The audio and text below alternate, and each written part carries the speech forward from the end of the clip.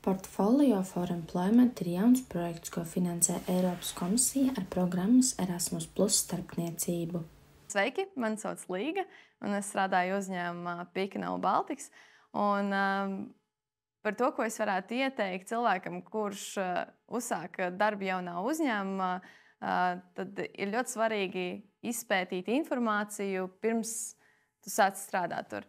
Izpētīt organizāciju, viņu darbības un vadības principus, noskaidrot, vai viņiem ir mentoru sistēma, vai būs kāds, kas tevi sagaidīs tavā pirmajā dienā.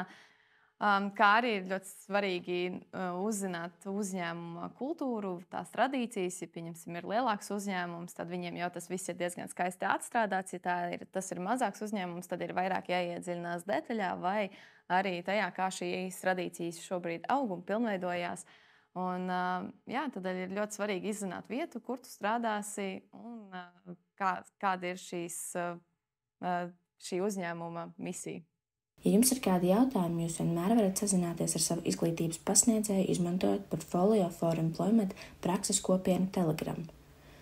Jūs varat sazināties arī ar Portfolio for Employment partneriem, nosūtot ziņu izmantojot Portfolio for Employment Facebook un LinkedIn lapas, atstājot komentāru zem video Portfolio for Employment YouTube kanālā vai pa e-pastu, izmantojot Portfolio for Employment tīmekļa vietni.